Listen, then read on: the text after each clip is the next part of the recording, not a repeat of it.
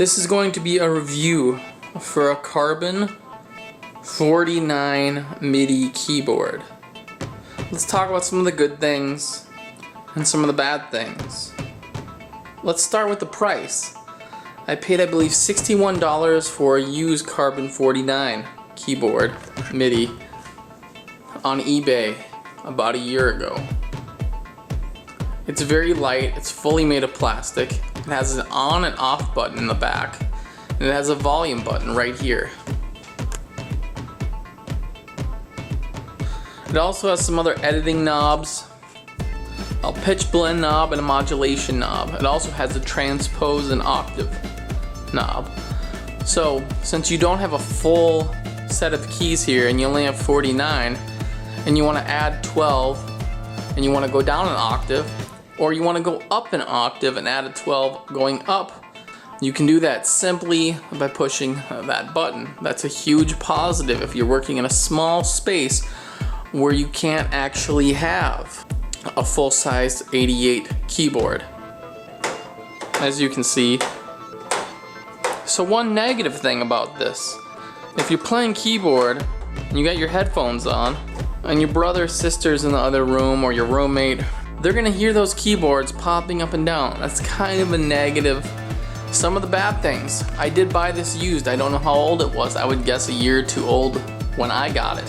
What's bad about that, which you could also encounter if you bought a new one, is over here in the control area. Normally this lights up with an LED, but it's not plugged in right now. I just unplugged it.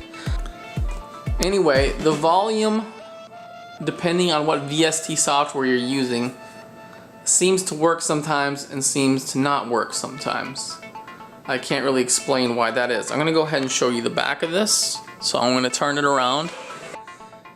It has a 1/4 inch cable input, and that is for your sustain, which goes on the ground when you step on it, which holds a note, kind of like a delay effect. It has the old original MIDI out, and then it has your classic USB plug-in, which is what I use, and then your on and off power. And it runs off, I believe it's like a 4.5 USB volt power. So your power cable is the same cable as your USB cable. That's a huge positive because you're not drawing any extra power. Depending on who you get your MIDI keyboard, your Samson Carbon 49, who you get it from, right up here is a place that comes with a black music stand, and you can hold your music and read it if you play keys and you can actually read your music. If I had to give this out of 10 stars or a 1 from 10 rating, I would probably give it a 7 out of 10. Specific reasons is because I don't think it's a piece of equipment that can necessarily last. Meaning either through just time in general and moisture, or if somebody dropped it once or twice. I really don't think this thing would hold together. And depending what you spend, you know, for 60 bucks, 50 bucks, maybe a little more, a little less, it's a pretty good deal for something that if you did drop it, it would probably break.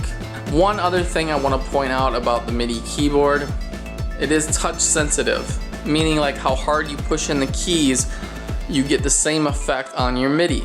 However, it doesn't always seem to work like that. Sometimes I'll be playing and I'll give it more of a punch, meaning I'll hit the key harder and my MIDI is actually louder, so it has some sensitivity, whereas I hit a different set of keys and it won't do it. Now maybe there's a specific reason for that, I don't know. It is white and black, so if you're a fan of white and black, that's kind of nice. I'm not really much of a keyboard player, as you can tell. I wrote all the notes on there. Anyway, thanks for watching the video. Like I said, 7 out of 10. You can get these pretty cheap. They get the job done. 49 keys. You can go up and down in an octave or more, 1, 2, or 3, so you can get the full 88 key effect. But I'm sure with a lot of MIDIs, you can do that even on a 12 or 24 MIDI. Anyway, thanks for watching. Have a great day. Bye.